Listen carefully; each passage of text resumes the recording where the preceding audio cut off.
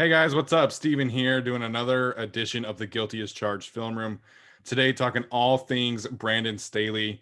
And I can tell you, watching the film of a few games, I watched 5 games in the past couple days, and there's a lot of things that got me excited about what Brandon Staley can do for this defense.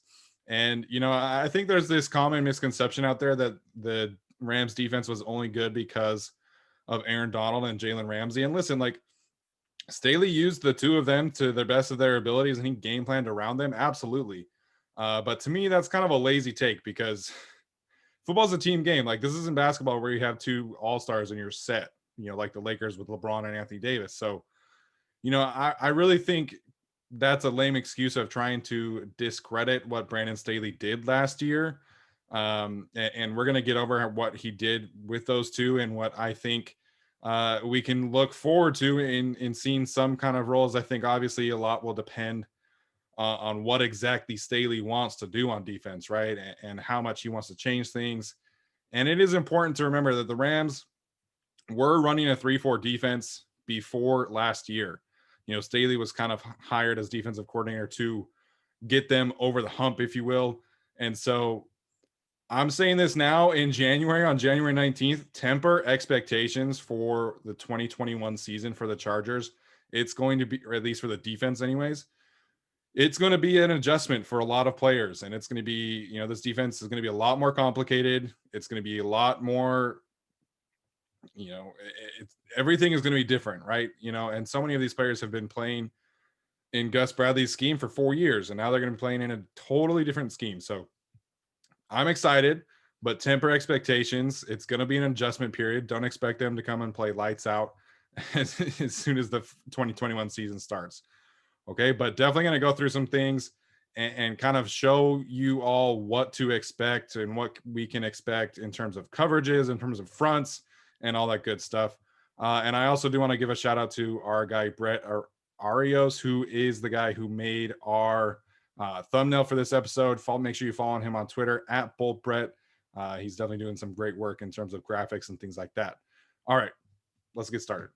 All right, so the first thing that I want to talk about here in the film breakdown is really the way that Brandon Staley schemes open one-on-one battles for his best player, in this case, Aaron Donald. I think that's super important for what he's going to bring to the table in terms of Joey Bosa and whoever the other pass rushers are, because we all know that Joey Bosa was getting double teamed way too often, and Gus Bradley really didn't mix it up that much. I felt like maybe it was Joey Bosa's preference to just only be on the edge, but Melvin Ingram got to rush the passer on the inside. He got to be on the outside. He got to move around a lot, and Joey just kind of stayed on the outside. So it's going to be very interesting to see what happens with Staley and Bosa and how much he moves him around. I'm not super worried about the 3-4 fit. I know that's kind of the hot topic right now. But I trust Staley, who's a great defensive mind, to figure things out. Okay, let's start with this particular play. So they are right now in their, what I like to call their NASCAR dime package. So they have 2 outside linebackers, Floyd, and whoever this guy is on the left side, 1 inside linebacker, in this case, number 51. And then they have 6 defensive backs, who you'll see right here, right behind Aaron Donald. Now, Staley on this play is going to put his 3 best pass rushers, Fox 97, Donald, and Floyd, all on the right side. And he's going to create a numbers mismatch alone by just having the 3 of them all on the right side. Obviously, Fox in the A gap means that he's got to be responsibility number 1 for the center. And then the other 2 offensive linemen have to worry about the other 2. Now, because Floyd is so wide, so far out there, Russell Wilson's going to motion in Greg Olsen and going to chip him, but he still is the right tackle's responsibility. That means that Aaron Donald is going to get a one-on-one matchup against rookie Damian Lewis. And I like Damian Lewis a lot. I think he's got a bright future, but that's a massive, massive mismatch, and let's watch what happens. And even still, like number 51 creeping up right there, that takes some attention away from the other guys on the team. So obviously Donald wins his one-on-one rep. And it, the execution here from Fox is important because Fox has to come across the face of the center and essentially take the center and the left guard with him. If he doesn't do his job right, then the center can go and help on Donald, right? And that's what has happened in the past. That's why, I mean, Donald didn't have a terrible year in 2019, but it was, he was double teamed a lot more often because Wade Phillips wouldn't move him around. And so you see the execution, you see him moving around, and Fox does his job wonderfully, takes the center and the guard with him just enough so that Donald gets his one-on-one matchup. And then the second, then Fox gets there too. So meet the quarterback kind of thing. All right, next one. With the outside linebackers, he loves putting them on that wide 9 front. So that means that the offensive tackle cannot get there. Like, it has to be a tight end chip, and then the tackle can get there. And it's just too hard of a block for an offensive tackle that weighs 320 pounds to get all the way out to the wide 9 and get Leonard Floyd, who is an amazing athlete. So that's the attention. That's where the chip goes, just because of the alignment. And then Aaron Donald gets the one-on-one on the other side. You see him line up against the right tackle. The last play, this play is going up against the left tackle. So he moves Donald around all the time. And obviously it helps when Donald is just an amazing player. Next one here, Donald lined up over the left guard. So 3 different spots. And I wanted to highlight this play here because they're showing pressure, right? They're showing 6 rushers. You have the 2 outside linebackers, Taylor Rapp, the safety, and then I forget this linebacker, whatever his name is. And one thing that I really noticed from Staley and his defense is that he uses phantom rushers quite a bit. Like, guys who are just kind of chilling at the line of scrimmage, not necessarily rushing the passer, but doing enough where they have to draw attention. And that's what happens here with the middle linebacker. He holds the center just enough so that Aaron Donald has a one-on-one matchup with the left guard, because the left tackle has to go here, right guard goes here, right tackle gets Floyd, and the middle linebacker is doing just enough to keep the center occupied, which means Aaron Donald, like I said, gets the one-on-one matchup. And unfortunately got after my guy, Alex Smith. They're going with a little piggyback. Honestly, Alex Smith got sacked 8 times that game or something like that. It was just crazy. All right, next one. I believe this is for Floyd. So, like I said, Brandon Staley mixes things up so much more than we have seen over the last 4 years combined. So in this instance, again, you have Fox, Donald, and Floyd all on the same side together, but then they're going to show pressure from both linebackers, Kenny Young and 51, to draw attention. I don't think, neither of them rush. They both drop back, but that's important to have both of them over there because the running back has to stay on that side. If they weren't, then this quarterback could put the running back on the other side and have him help out somewhere. But that is not the case. So again, you get one-on-ones pretty much across the board. They drop these 2, so you're rushing 4. So you get Fox with a one-on-one, Donald with a one-on-one, and Floyd with a one-on-one, and you just get a party at the quarterback. And a fumble and a turnover. Like, this kind of pressure was never happening in Los Angeles, like, or at least for the Chargers. I mean, obviously the Rams are in Los Angeles too. Anyways, so the way that Staley moves people around and creates pressure really should not go unnoticed. All right, the last one here that I'm going to talk about with against the Seahawks. So, we've seen Donald against both guards. We've seen him on both tackles. Here he's on the left end. And then Leonard Floyd and the other outside linebacker, I don't know his name, they're both on the right side. So totally different look here. You have 2 outside linebackers. You have Fox. You have Donald on the opposite side. And then you're showing pressure with the linebacker and the safety. And then on top of the pressure, they do a stunt. So you have a pressure and a stunt. This is a very complex defense, and I think this is going to be a lot of fun to watch, but there are definitely going to be some growing pains. But let's watch what happens here. So you have Fox do just enough to get this side. He goes left. The safety is going to come on the inside, and then the far outside linebacker is going to take the edge. And so what happens is you're really running a stunt with Leonard Floyd And this safety, the safety is going to come all the way across from the face of the center and the left guard. And then Floyd's going to loop around and basically walk into Russell Wilson's lap and get a sack. Like that is just, it's such good stuff. Like it's just amazing to watch an actual defense run things like this and run them the right way. And it's just everybody does their job. The safety knows he's not going to get a sack, but he takes on two blockers, and then Leonard Floyd just walks into a sack casual and gets Russell Wilson to the ground. All right. So as for the secondary and what he did with Jalen Ramsey and company, it really is all about the numbers game for him here as well. Brandon Staley really believes in getting more defensive players on whatever side against the other side. And that is what happens here.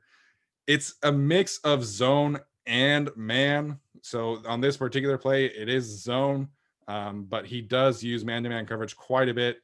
And he does cover 1, he does cover 0, he does cover 3, he does cover 2, he does quarters. So he mixes up coverages almost constantly throughout a game. And Aaron Rodgers today on the Pat McAfee show said it just as much, that, that's why the Rams were so difficult to play this year, is that they mixed up coverages so much. All right. So because of those things, it really takes a lot of communication for what the Rams are doing for them to be successful. And that's something that I noticed got progressively better throughout the games that I watched, because the Buffalo Bills game that I watched, it was like week 3. And then obviously this one last week against the Rams. And so if you watch right here, you see both inside linebackers talking, the safeties talking, everybody's talking. And that communication just is so crucial. And so on this play in particular, they're going to motion Aaron Jones out, try and get the coverages leaked. It's clearly zone. And so what happens is Leonard Floyd ends up covering Davante Adams for a second. And it's not like Nick Dzubnar covering Tyreek Hill or Denzel Perryman, because he gives help.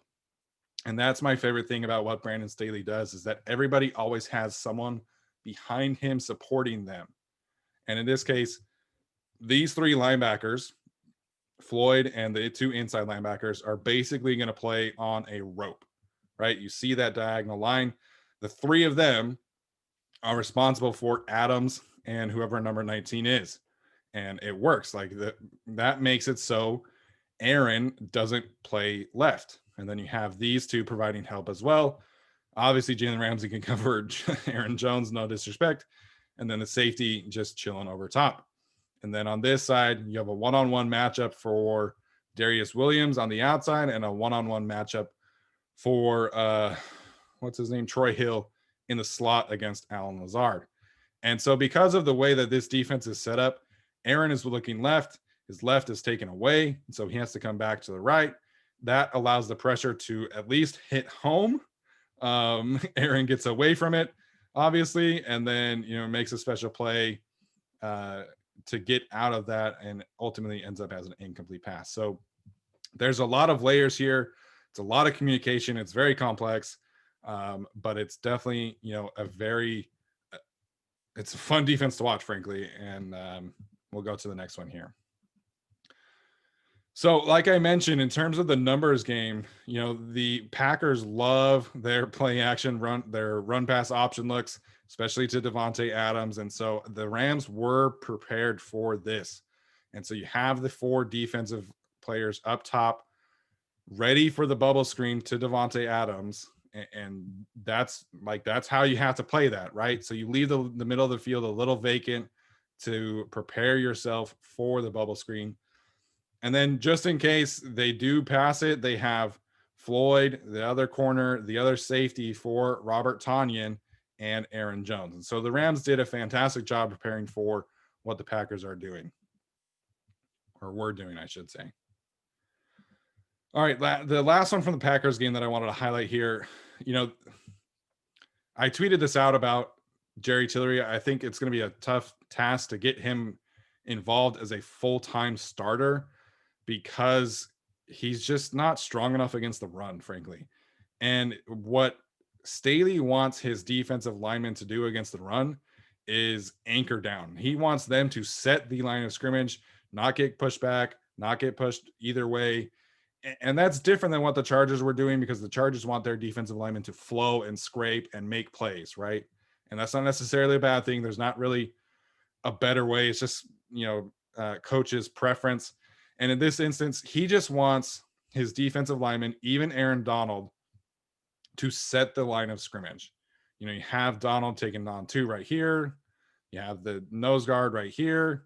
They're just setting the line of scrimmage. They're anchoring down, and that's their job. It's very different. So it's going to be an adjustment period for a lot of these defensive linemen. So nothing special in terms of the play, but I just wanted to point that out, that, it's going to be tough for Jerry Tillery to make an impact, I think, and be a consistent starter this way. All right, next play is from Tampa Bay. So this really kind of shows how he builds this defense around Jalen Ramsey, because you look at all these guys in the middle, they're all playing zone. They're all playing zone. And then you look at Jalen Ramsey, and he's one-on-one against Mike Evans, and he wins against Mike Evans. And that's what I'm saying. Like, yes, he had Jalen Ramsey, but he put all the other guys in positions to succeed too. And the Chargers have defensive talent too. So like, I don't understand that criticism very much. It is what it is. All right. So let's look at this and see the numbers game that we've been talking about so far. Like I said, you have Jalen Ramsey one-on-one, but then you have the triangle right here of the 2 linebackers and the safety. They're responsible for Chris Godwin and Ronald Jones. You have 3-on-2. And then you have the other 2 corners. I believe this is Darius Williams and Troy Hill. And then you have Juju Hughes up here. I think that's his name. So you have the 3 Rams players responsible for Antonio Brown and Rob Gronkowski. So what's happening here is that Tom Brady is looking to his right. He's looking at Mike Evans first. That's his first read. Doesn't like it, obviously, because Jalen Ramsey won. And then he's looking at Godwin and Jones, and he sees 3 defenders, and there's nowhere to throw the ball. So then he has to come all the way back to his 5th read in Rob Gronkowski, and it ends up as an incomplete pass. I believe pressure gets home as well. Yeah, Brockers hits him right as he throws. So that's what this defense does. That's what the numbers game does for Brandon Staley. It makes the quarterback hold the ball for much longer than was ever expected of the Chargers defense, man. I'm telling you. So you see 4 or 5 coverage pressures and a sack like every single time you pop on the Rams tape, and it's beautiful to watch. So definitely exciting. And you can see why guys like Brockers and Fox and all these guys were having career years in terms of sacks, because their defense was just loading up and clogging holes and making it tough for quarterbacks. All right, last play here that I'm going to highlight is another coverage sack. So you talk about the numbers game. And also I want to point out here, Leonard Floyd, he drops into coverage quite a bit for the Rams. So whoever plays outside linebacker is going to have to do that. And in this case, he gets to cover Mike Evans. So he's covered Devontae Adams and Mike Evans in this film session so far. But like I said, he always has people behind him to support. So you have Mike Evans and I want to say that's Scotty Miller. I can't remember. Anyway, so you have the 3 Rams defensive players for these 2 down here. And then up top, you have 1, 2, 3, 4 defensive backs up there for Gronk, Antonio Brown, and Chris Godwin. So numbers game matters. Brady has nowhere to go with the ball, and that allows the pass rush to get home. So there's some very palpable excitement here for what Brandon Staley is going to bring to this table.